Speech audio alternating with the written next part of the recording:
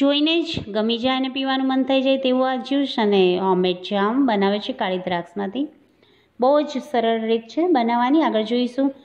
પણ એ પહેલાં hand to હાર્ટને subscribe ના કર્યું હોય તો કરી લો અને નાનકડો બેલ આઇકન છે પ્રેસ કરવાથી હું જ્યારે પણ નવો વિડીયો અપલોડ કરીશ તમને નોટિફિકેશન સૌથી પહેલાં મળી જશે. ચાલો શરૂ કરીએ. અહીંયા લીધી છે મેં કાળી દ્રાક્ષ 250 ગ્રામ જેટલી, સરસ રીતે ધોઈ અને મિક્સર જારમાં એને ક્રશ કરવાની છે, બિલકુલ પાણી વગર. જામ બનાવવો છે તો એમાં પાણી એડ કરવાની જરૂર નથી. હા, જો શરબત જ બનાવવું હોય તો થોડું પાણી એડ કરી શકાય. ક્રશ કરીને આ રીતે ગળણીથી ગાળી લઈશું અને ઉપર જે વધે તેને ફરી એકવાર ક્રશ કરીને એનો રસ કાઢી લઈશું. તો આ રેડી છે જ્યુસ.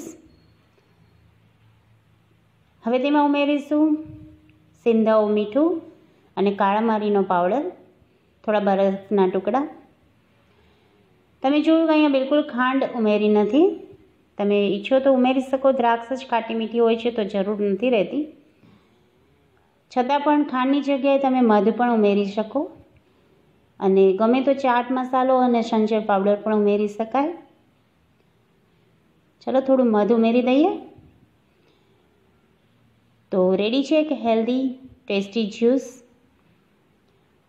આ વખતે ગરમીની સિઝનમાં આ જ્યુસ જરૂર ટ્રાય કરશો. નાના મોટા સૌને ગમશે. ચાલો હવે જામની રેસીપી જોઈ લઈએ. જામ બનાવવો ખૂબ જ સરળ છે.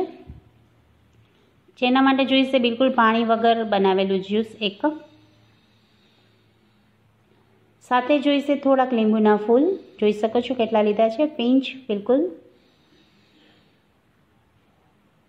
1/4 ચમચ યાને 1 ચમચીનો ચોથો ભાગ કોર્નફ્લોર, ખાંડ અડધો કપ. સૌથી પહેલાં તો કોર્નફ્લોરમાં દ્રાક્ષનું જ્યુસ એડ કરી અને પેસ્ટ બનાવી લઈશું અને સાઈડ પર રાખીશું. હવે એક પેનમાં જ્યુસ ઉમેરી અને એમાં ખાંડ અને લીંબુના ફૂલ ઉમેરી દઈશું. ગેસ ચાલુ કરી અને ચલાવતા રહીશું જ્યાં સુધી ઉકળવા ના લાગે અને ખાંડ બિલકુલ ઓગળી ના જાય.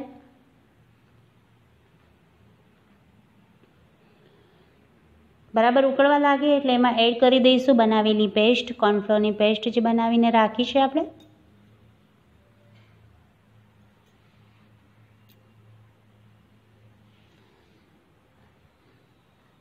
અને કન્ટિન્યુ હલાવતા રહીશું.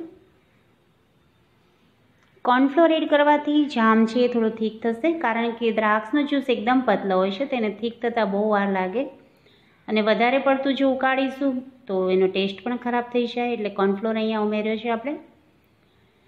તમે જોઈ શકો છો થીક થઈ ગયો છે અને કોર્નફ્લોર ઉમેર્યો છે તો એ ઠંડો થયા પછી પણ થોડો થીક થશે.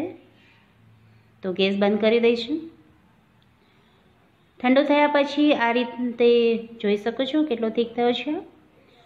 જો વધારે થિકનેસ જોઈએ તો કોર્નફ્લોરની ક્વોન્ટિટી થોડી વધારી દેવી. તો છે ને સરળ બનાવવાનું.